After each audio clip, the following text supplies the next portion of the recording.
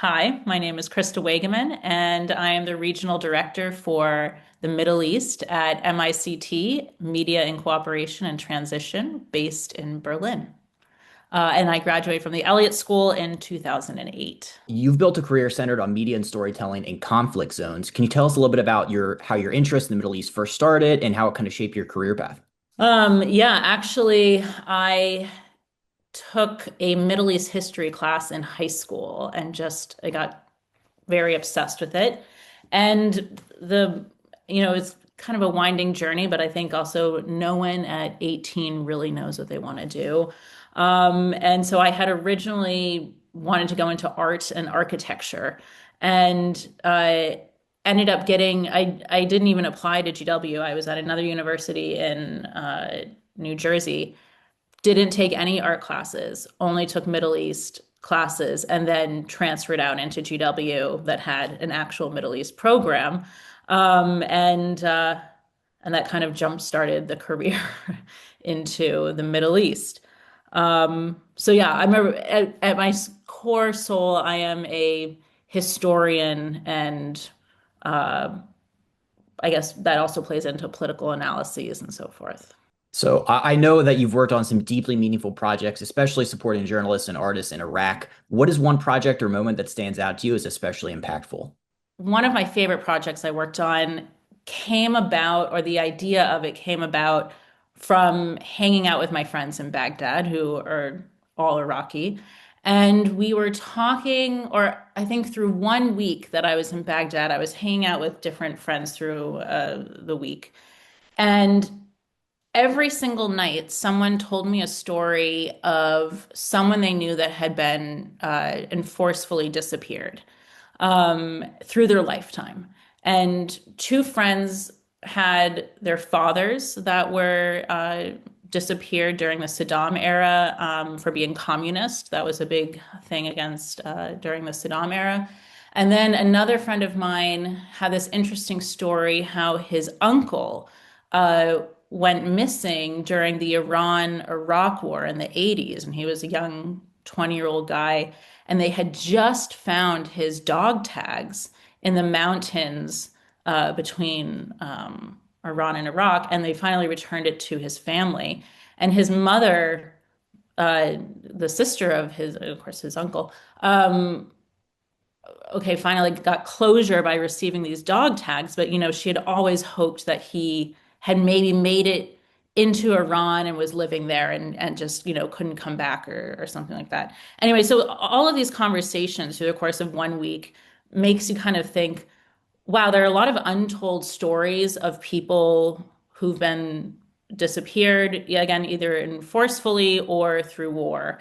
And why don't we do a story on that or a project on that? So I ended up designing an entire project around exactly that topic and forced disappearances in Iraq. And we made a very loose timeline from it could go back to Saddam Hussein all the way up until ISIS times, and created a project where artists and journalists come together and created artists unearthed stories from families and villages who are, most of them are still waiting for their loved ones to come home. Many don't really will never know what actually happened to their loved ones.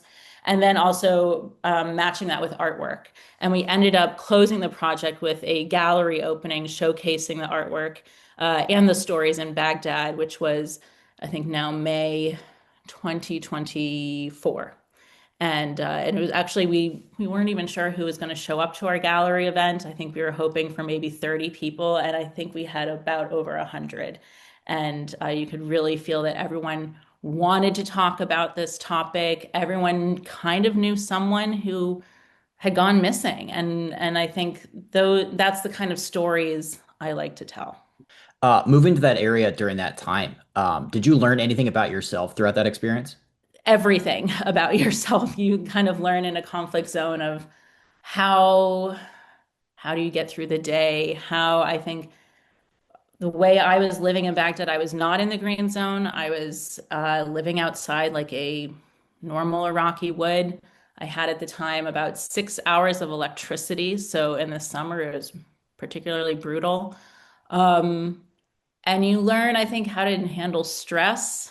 There were bombs. ISIS on July 5th drove a truck into a mall a couple streets over from where I was living and killed over 300 families and children. And I unfortunately woke up, sat up, and you say, that was a bomb. And then I fell back asleep. And that's also when you know that you've been there maybe too long. But also, I think that was my experience was what many other Iraqis were having. I was, again, not locked in the green zone with a lot of security. I had no security. So that's also what did I learn? I learned a lot about security. I learned, yeah. And I think the main thing, a takeaway, a positive takeaway of a challenging time is you have to find fun every day.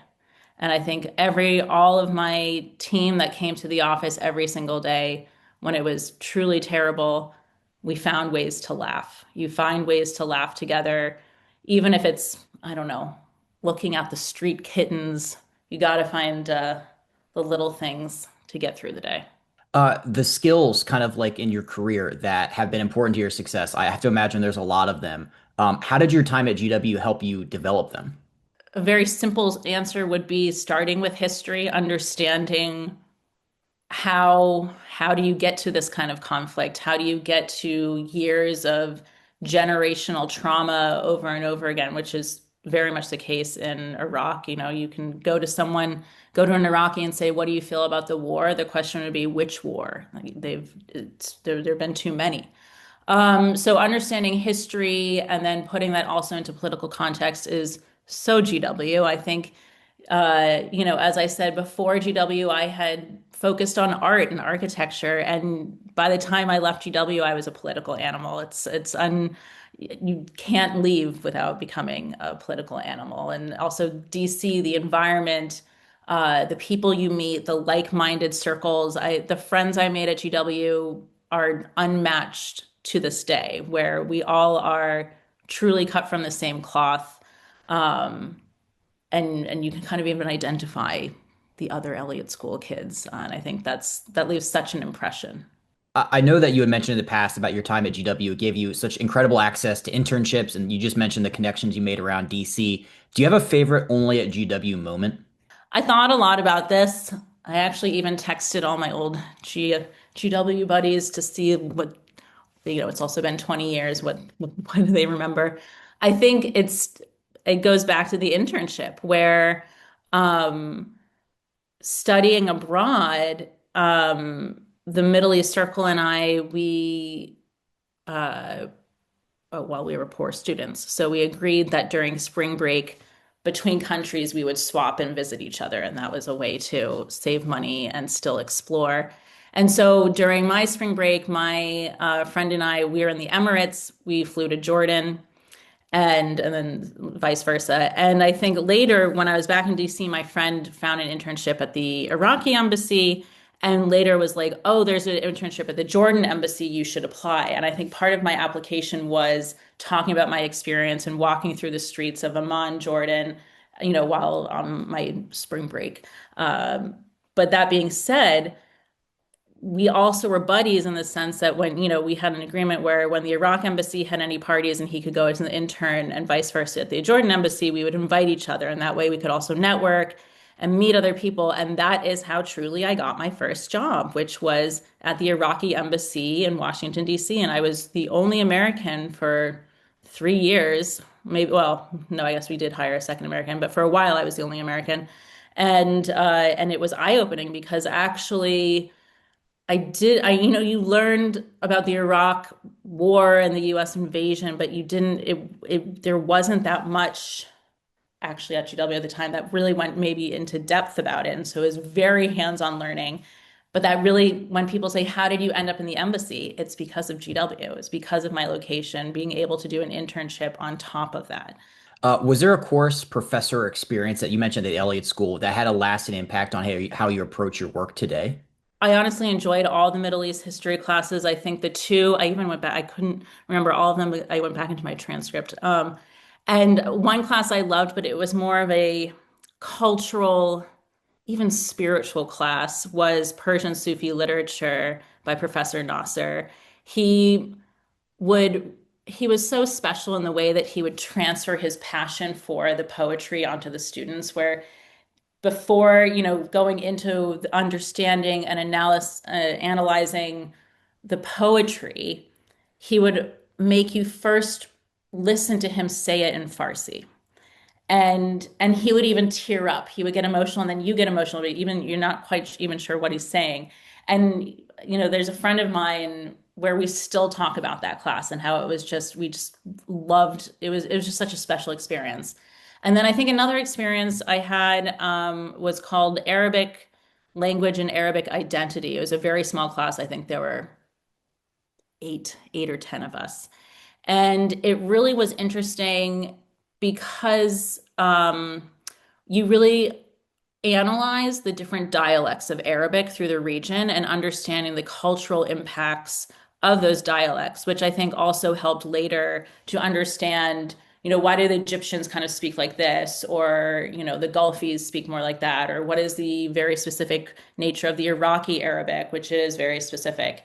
And so that I found to be very helpful, even just in everyday conversation or understanding the region, I guess. Yeah. So I know that you've stayed connected to GW one way through mentoring students on GW Career Connect.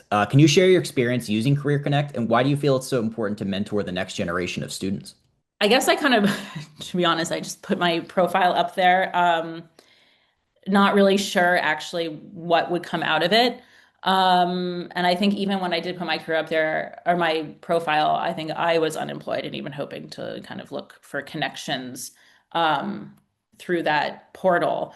In the last, I don't know, maybe 3 or 4 years, so many students now do reach out and request a meeting, and I truly try to meet with all of them for as much as 15 to 20 minutes to guide them. I mean, this of course didn't exist when I was at GW, and it really was, I think, much, you get to really work to network to make sure you're at events and so forth and put in the kind of the elbow grease. But it's great, I think, to speak with students to understand. I mean, it does seem like a lot of the GW experience is still very much the same, which I think is beautiful and special.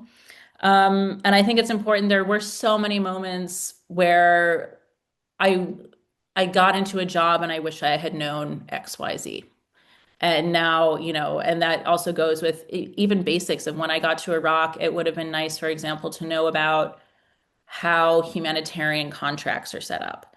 Um, and you only find that out later when you become friends with other expats, or I don't know, you're at a party and you're chatting, and then you're like, oh, you have that and I don't have that. Why don't I have that? And then starting to understand how you can negotiate for yourself. Um, and so even when people I say, if you ever get offered a job and you want me to read a contract, I'm happy, to give any kind of input, because I didn't know and I had no one to ask. That kind of stuff. Yeah. I love that. My last question, is there a piece of advice that you've ever received that's kind of stuck with you? Yes. And when you first receive it, I think many people don't want to hear it. Myself was one of those as well, but it really is, you have to go there to wherever you want to go, or whatever region you're studying. You have to go and you have to live there for a bit of time. And I think I mean, especially now in Germany, I also speak with students here, and most of them are like, well, I want to stay in Germany. How do I stay?